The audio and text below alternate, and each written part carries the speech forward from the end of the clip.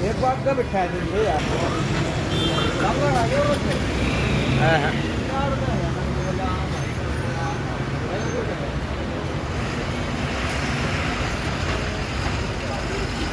साथी भी इंतजार कर रहे हैं।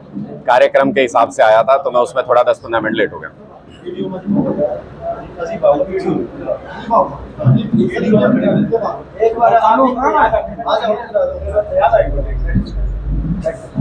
करें जी, पंजाब नहीं दे रहा है। मैं समझा देता के बारे में बता दो। मैं समझा देता हूं कि प्रधानमंत्री इसमें क्या करेंगे।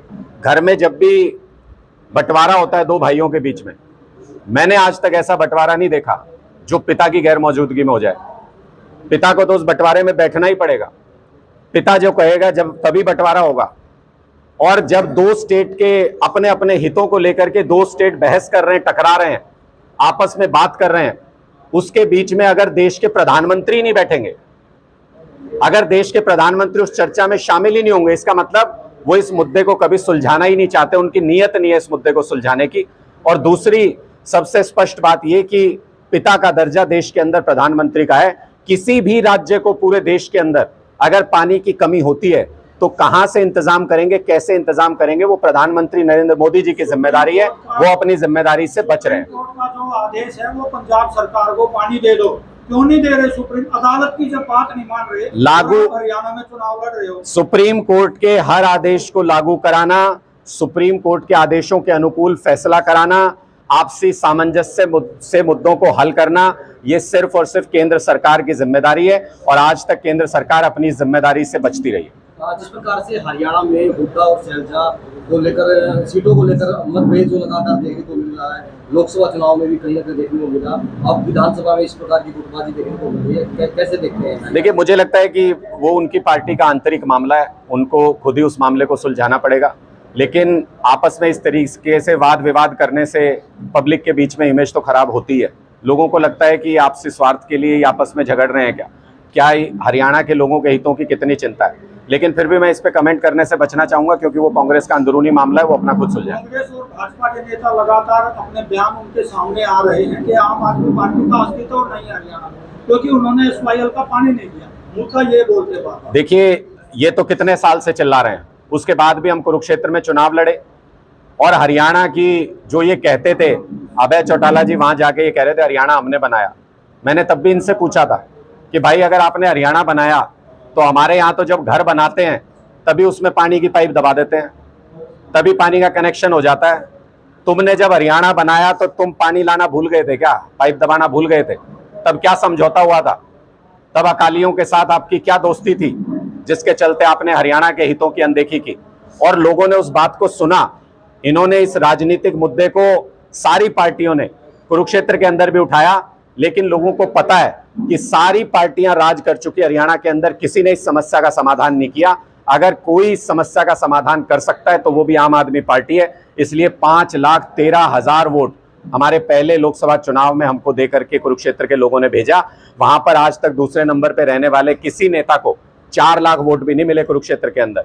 हमने 5,13,000 वोट हासिल किए। और 3 ऐसी पार्टियां जो दशकों से राजनीति कर रही हैं हरियाणा के अंदर, पूरे हरियाणा में मिले उनके कुल वोट को जोड़ दीजिए, उससे ज्यादा वोट हमको मिला।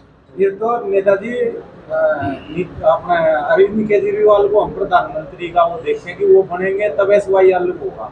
आम आदमी पार्टी वहाँ भी है, यहाँ भी है। हर आप बात पे आप आम आदमी की बात करते हो, किसान की बात पे एसवाईएल को लेके आम आदमी पार्टी केंद्र पे ही क्यों वो करती है? देखिए, पंजाब खोदते नहर को पहुंचा वहाँ पर जनता के हित के लिए करे काम। मैं बता देता हूँ, ये जो गूढ़ प्रशासनिक मुद्दे होते हैं, इनका सबसे आसान हल तभी हो पाता है जब दोनों या तीनों जगह पे एक सरकार हो। मैं आपसे पूछना चाहता हूं कि क्या भारतीय जनता पार्टी की सरकार पंजाब, हरियाणा और केंद्र में एक साथ नहीं रही? 2-2 बार ऐसा मौका आया जब तीनों जगह पे भारतीय जनता पार्टी की सरकार थी। क्यों नहीं सुलझाया भाई ये मुद्दा? क्या स्वार्थ था आपका? इसका मतलब इनकी नीयत नहीं इस मुद्दे को सुलझाने की। हम ये कह रहे हैं कि हमने दिल्ली के अंदर भी जिन मुद्दों को ये कहा जाता था ये कभी सुलझ नहीं सकते, हमने उन गूढ़ प्रशासनिक मुद्दों को सुलझाया है दिल्ली के अंदर भी। हम ये मुद्दा भी सुलझा सकते हैं, लेकिन उसके लिए दोनों राज्यों के अंदर अगर समान विचार की सरकार हो तभी ये संभव हो पाता है। आज के दिन में कुछ भी पंजाब बोल ले, हरियाणा में दूसरी पार्टी की सरकार है वो उसके खिलाफ बोलते हैं। और जो भाजपा हमें एसवाईएल के मुद्दे पे सवाल करती है। कभी आपने पूछा कि भाजपा का जो पंजाब का प्रदेश अध्यक्ष है वो एसवाईएल के मुद्दे पे क्या कहता है? वो कहता है पानी दे देंगे। क्या कहता है? वो कहता है एक बूंद पानी नहीं देंगे। हरियाणा में कुछ और बोलती है बीजेपी, पंजाब में कुछ और बोलती है। दोगली बातें करते हैं, सिर्फ राजनीति करते हैं इस मुद्दे के ऊपर। हम इस मुद्दे के ऊपर राजनीति नहीं करना चाह रहे। हमें जब मौका मिलेगा हम इस मुद्दे के ऊपर समाधान करेंगे, और ऐसा समाधान करेंगे कि आपसी बातचीत से भाईचारा भी बना रहे और सबके काम का समाधान भी हो जाए। जिस प्रकार एक आखिरी सवाल ले लेते हैं, जिस प्रकार से आप जो है भूपेंद्र सिंह हुड्डा हरियाणा में 10 सीट का दावा कर रही है और भाजपा भी 10 सीट का दावा कर रही है कि 10 की 10 सीट पर जीत दर्ज करेंगे, कैसे देखते हैं? देखिए, मुझे लगता है कि सब पार्टियां अपना अपना सब पार्टियां अपना अपना दावा करती है और जनता के हाथ में सब कुछ होता है। जनता जैसी सरकार चाहती है वैसी ले आती है। मोदी जी भी दावा कर रहे थे हम 400 सीट ले आएंगे। जनता ने कहा भाई ना, इस बार बैसाखी तेरे दोनों हाथों में देंगे। बैसाखियों के सारे सरकार चला तो अकेले चलाने लायक नहीं है, तो जनता ने बैसाखियां दे दी उनके हाथ में। पार्टियों का काम है दावा करना, जनता का काम है ये देखना कि कौन उनके हित में काम कर सकता है, और उनको चुन के जनता भेज देती है सत्ता में। हमने तो दिल्ली के अंदर भी और पंजाब के अंदर भी यही देखा है, जब जनता का मन करता है, जनता चुनाव लड़ती है तो कोई नहीं ठहर पाता उनके सामने, बड़े बड़े नेता धराशायी हो जाते हैं। गठबंधन करेगी आम आदमी पार्टी जिस तरीके से अभय सिंह चौटाला कह रहे हैं सीपीआई है या अन्य पार्टियां, उनको लेके गठबंधन करके इलेक्शन लड़ेंगे, आम आदमी पार्टी ऐसा कोई गठबंधन करेगी? देखिए, अभय सिंह चौटाला जी की स्थिति आज के दिन में ये है कि बिना किसी का सहारा लिए हुए वो एलनाबाद का चुनाव भी नहीं जीत सकते। जिस तरीके से कुरुक्षेत्र में बड़ी बड़ी अहंकारी बातें करने के बाद भारतीय जनता पार्टी के दलाल के तौर पे चुनाव लड़ने के लिए वो पहुंचे थे, जनता ने उनको उनकी सही जगह वहां पे दिखा दी। और जब कुरुक्षेत्र के चुनाव में जमानत जब्त करा के इतनी बुरी तरह हार के गए, तो उसके बाद अपने विधानसभा क्षेत्र एलनाबाद को भी या तो छोड़ के भागेंगे या वहां से बुरी तरह से चुनाव हारेंगे। उनकी स्थिति अलग है। आम आदमी पार्टी 90 के 90 विधानसभा क्षेत्रों में एक एक बूथ के ऊपर बूथ योद्धा तैयार करने में जुटी है, बूथ की टीम तैयार करने में जुटी है, जो हमारे समर्थकों, हमारी विचारधारा को मानने वाले लोगों को वोट में कन्वर्ट कर सके। हम चुनाव की इस लेवल पे तैयारी कर रहे हैं। मीडिया के सभी साथियों का आज की इस प्रेस वार्ता में बहुत बहुत स्वागत है। आज एक प्रचार बस सेवा का आरंभ आम आदमी पार्टी के कर्मठ कार्यकर्ता सत्यनारायण अंतिल जी ने यहाँ पर किया है, और राई विधानसभा के अंदर ये प्रचार बस गांव-गांव, गली-गली जाके आम आदमी पार्टी का प्रचार भी करेगी। इसके अंदर हमारे कार्यकर्ता रहेंगे, और जहां कोई राहगीर जिसको मदद की ज़रूरत है उसको अपने गंतव्य स्थान तक भी पहुंचाने का काम ये प्रचार बस सेवा करेगी। एक ऐसा मकसद लेकर के जिसमें मानवता समाहित है, जिसमें मानवता शामिल है, जिसमें पार्टी की मूलभूत विचारधारा को घर घर तक पहुंचाने की सोच शामिल है। हम इनके इस मकसद का स्वागत करते हैं, सत्कार करते हैं, और आज उसी का शुभारंभ करने के लिए मैं यहाँ पर आया था। आने वाले विधानसभा चुनाव की तैयारी शुरू हो चुकी है। एक एक बूथ के ऊपर, एक एक गांव के अंदर मजबूत टीम आम आदमी पार्टी की तैयार हो रही है।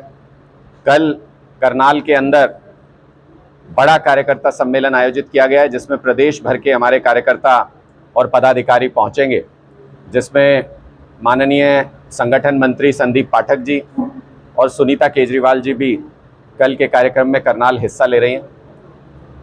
इससे एक शुरुआत होगी हरियाणा विधानसभा के लिए प्रचार अभियान की, और उसके बाद हमने एक बहुत डिटेल्ड प्रोग्राम बना रखा है, जिसमें हर लोकसभा में जाएंगे, जिसमें एक एक गांव, एक एक घर तक जाएंगे।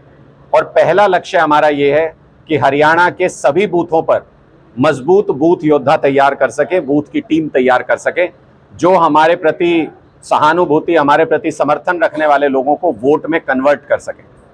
कुरुक्षेत्र लोकसभा चुनाव के बाद से ये तो स्पष्ट है कि आम आदमी पार्टी अब हरियाणा के अंदर तीसरे विकल्प के रूप में स्थापित हो चुकी है, क्योंकि दशकों से हरियाणा में राजनीति करने वाली, चाहे वो बसपा हो, चाहे वो सरकार में रही इनेलो हो, चाहे वो सरकार में रही जेजेपी हो, इन तीनों के कुल वोट को, 10 की 10 लोकसभा सीटों के कुल वोट को जोड़ लीजिए। तीनों पार्टियों के वोट को जोड़ने के बाद भी उससे ज़्यादा वोट हमने सिर्फ एक लोकसभा सीट पर हासिल किया। इसका मतलब कांग्रेस और बीजेपी के बाद अब तीसरा विकल्प हरियाणा के अंदर अगर कोई है तो वो आम आदमी पार्टी है। हरियाणा के लोग काफ़ी लंबे समय से तीसरे विकल्प का, मजबूत विकल्प का इंतजार कर रहे थे। आम आदमी पार्टी वो विकल्प बन के उभरी है, वो विकल्प बन के हरियाणा के लोगों के सामने है। हरियाणा के लोगों की सेवा करेंगे और जैसे दूसरे राज्यों के अंदर बिजली मुफ्त की है, 24 घंटे की है, वैसे हरियाणा में भी करेंगे। सरकारी स्कूलों को शानदार हरियाणा के अंदर भी बनाएंगे, सरकारी अस्पतालों में व्यवस्था हरियाणा के अंदर भी दुरुस्त करेंगे, इलाज फ्री करेंगे और बिजली पानी की व्यवस्था 24 घंटे और घर घर तक पहुंचाने का काम भी आम आदमी की सरकार करेगी। आज जिस तरीके से देश का युवा और हरियाणा का युवा रोजगार के सवाल पर जूझ रहा है, भारतीय जनता पार्टी की सरकार अब दोबारा एनडीए की जब से बनी है तब से पेपर नहीं लीक हो रहे, ऐसा लग रहा है पूरी सरकार ही लीक हो गई है। कोई पेपर रद्द कर दिया जाता है, कोई पेपर लीक हो जाता है, कोई पेपर होने से पहले ही रद्द कर दिया जाता है। सबसे बड़ा उदाहरण इस बात का ये है कि नीट के एग्जाम में आप लोगों ने देखा कि जिस तरीके से भारतीय जनता पार्टी के नेताओं की स्पष्ट मिलीभगत नजर आ रही है। जिस तरह से एक सेंटर के 6 बच्चे नीट के टॉपर बने, उस सेंटर पे ये भी कहा गया कि वो भारतीय जनता पार्टी के नेता से संबंधित सेंटर है, सिर्फ वहीं पर ग्रेस मार्क दिए गए। एक सेंटर के अब जब दोबारा एग्जाम हुआ तो मैं पढ़ रहा था उसमें कि आधे बच्चे ही पेपर देने के लिए पहुंचे। इसका मतलब बाकी के आधे बच्चों की इसका मतलब सेटिंग थी, बाकी के आधे बच्चों को पहले पेपर के अंदर सेटिंग करके एग्जाम दिलाया गया था और उनके अच्छे मार्क्स आए हुए थे, टॉपर्स में आए हुए थे वो बच्चे, अब वो बच्चे एग्जाम देने नहीं पहुंचे। इसका मतलब पूरा का पूरा परीक्षा सिस्टम भारतीय जनता पार्टी के नेताओं की सरपरस्ती में गैंग्स चला रहे हैं, संगठन चला रहे हैं और पूरा का पूरा पैसा भारतीय जनता पार्टी के नेता, चाहे वो गुजरात हो, हरियाणा, उत्तर प्रदेश हो या नेशनल लेवल पर हो, सब जगह पर परीक्षाओं के इस गड़बड़ झाले से कमा रहे हैं। इसकी एक बड़ी जांच होनी चाहिए, निष्पक्ष जांच होनी चाहिए। हरियाणा के युवाओं का भविष्य बर्बाद नहीं होने देंगे, इसके लिए संघर्ष करेंगे और जब हमारी सरकार आएगी, आम आदमी की सरकार आएगी, तो एक भी पेपर लीक नहीं होगा, ये हम सुनिश्चित करने का काम करेंगे। जैसे हमने पंजाब के अंदर बिना कोई भी रिजल्ट में गड़बड़ हुए, बिना कोर्ट के अंदर कोई मामला गए हुए 45,000 सरकारी नौकरी देकर के दिखाई, उसी तरह से हरियाणा में भी रोजगार का इंतजाम करेंगे एक एक युवा के लिए। लगातार हरियाणा और दिल्ली के पानी का विवाद लगातार जारी है, इसको लेकर कैसे देखते हैं? हरियाणा और दिल्ली के पानी का विवाद लगातार जारी है। देखिए, मुझे लगता है कि पानी पिलाना मानवता का हिस्सा होता है और पीने के पानी का जहां पर सवाल आता है वहां पे वो मानवता दिखनी चाहिए। लेकिन भारतीय जनता पार्टी गंदे राजनीतिक षड्यंत्र करने के लिए जानी जाती है, घटिया राजनीतिक सोच के लिए जानी जाती है। किसी को भी इस बात में संदेह नहीं कि भारतीय जनता पार्टी जानबूझ के दिल्ली का पानी रोक सकती है। ऐसा मैं क्यों कह रहा हूं? क्योंकि जब बाढ़ का समय था तब भी ये लोग यही कह रहे थे, जी हमने नहीं छोड़ा पानी, ये जो बैराज है ये हमारा है ही नहीं दिल्ली के अंदर जो है। बाद में पता चला बैराज भी इनका है, वो अधिकारी भी सस्पेंड किया। बाद में पता चला पानी भी जानबूझ के छोड़ रहे थे, यूपी की तरफ से डाइवर्ट करके दिल्ली की तरफ छोड़ रहे थे ताकि दिल्ली में बाढ़ लाई जा सके, दिल्ली सरकार को बदनाम किया जा सके। अभी भी वही कर रहे हैं, कह रहे हैं दिल्ली को पानी हम तो यहां से पूरा दे रहे हैं, पहुंच नहीं रहा वहां पे। तो रास्ते में अगर टैंकर माफिया पानी को चोरी कर रहा है वो भी आपकी जिम्मेदारी है। लेकिन जितनी जरूरत है, हमने कल फिर हथनीकुंड बैराज से एक वीडियो जारी किया जिसमें हरियाणा की तरफ के सारे गेट बंद करके रखे गए थे, पानी को रोका गया था, जिससे दिल्ली जाता है पानी, उस कैनाल के सारे पानी को रोका गया था। यह स्पष्ट दिखाता है कि भारतीय जनता पार्टी जब जरूरत पड़े गंदी राजनीति कर सकती है। और किस लिए? सिर्फ इसलिए कि दिल्ली के अंदर आम आदमी पार्टी की सरकार को बदनाम कर सके। ये भूल जाते हैं हरियाणा से भी हजारों लोग जाके दिल्ली रहते हैं, लाखों लोग दिल्ली में अपने घर बसा के रह रहे हैं, हरियाणा के लोग भी हैं उसमें। अगर दिल्ली के लोगों को पानी नहीं मिलेगा, उसमें हमारे अपने भाई भी होंगे। दिल्ली सबकी है, दिल्ली साझली है, पूरे देश की राजधानी है, वहां पर पानी सुनिश्चित करना चाहिए, वहां जो उनका जरूरत का पानी है पहुंचना चाहिए। एक सवाल ये है कि इस तरह से पंजाब एक मुद्दा है जिसको आपसी विचार विमर्श के जरिए सुलझाया जा सकता है। हमने बार बार ये कहा है, अरविंद केजरीवाल जी जब हरियाणा आए तो उन्होंने ये कहा था कि 15 मिनट प्रधानमंत्री जी इसी मुद्दे के ऊपर मिलने का समय दे दें।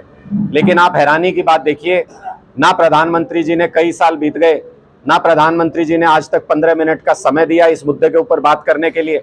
और जब भी हरियाणा पंजाब की इसके ऊपर चर्चा होती है तो प्रधानमंत्री जी उस मीटिंग से हमेशा गायब रहते हैं, आज तक एक मीटिंग में भी नहीं बैठे।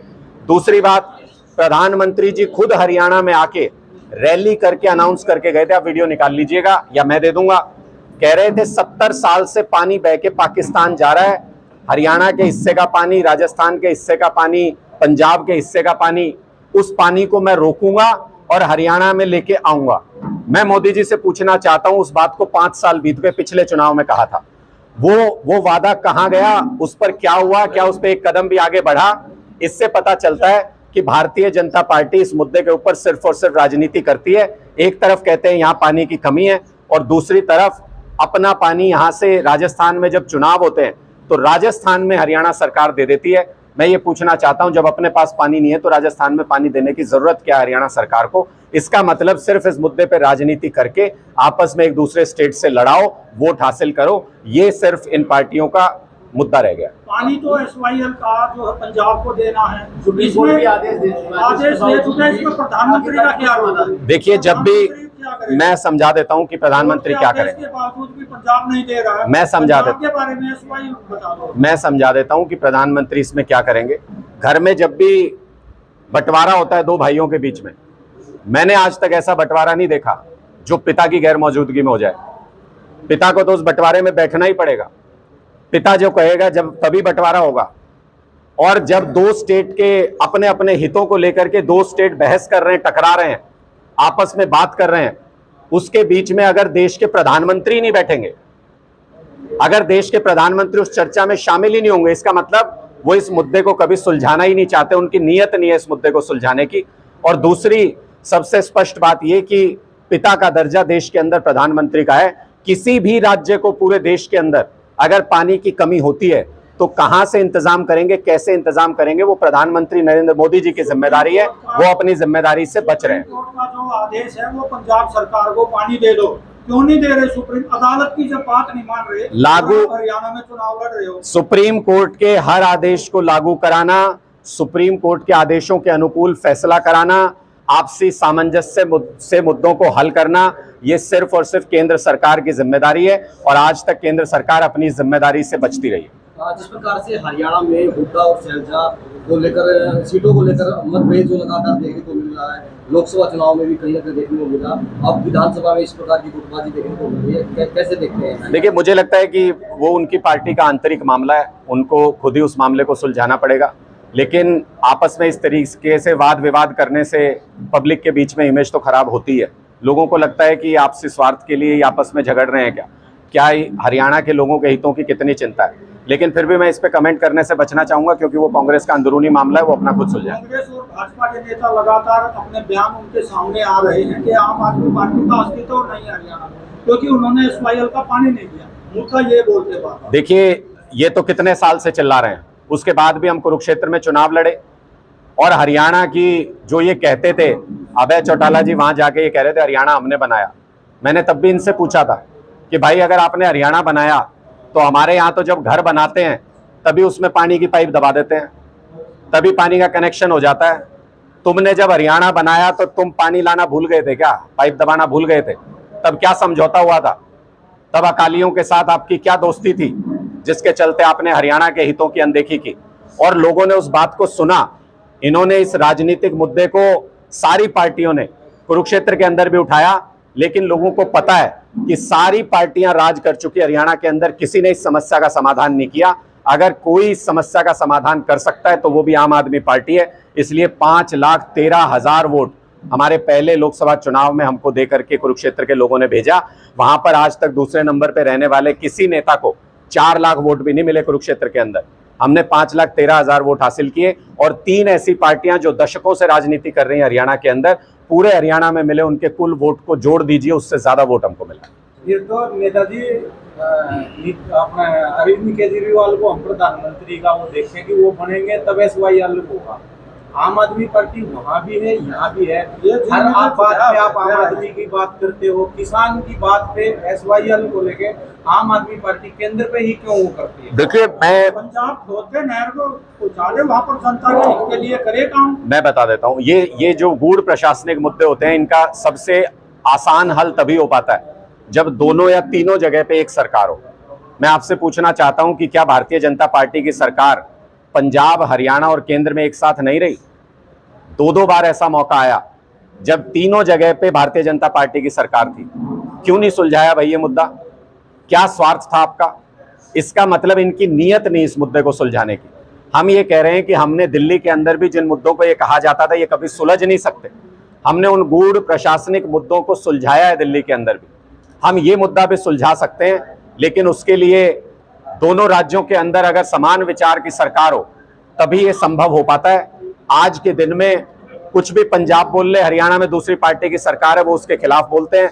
और जो भाजपा हमें एसवाईएल के मुद्दे पे सवाल करती है, कभी आपने पूछा कि भाजपा का जो पंजाब का प्रदेश अध्यक्ष है वो एसवाईएल के मुद्दे पे क्या कहता है? वो कहता है पानी दे देंगे।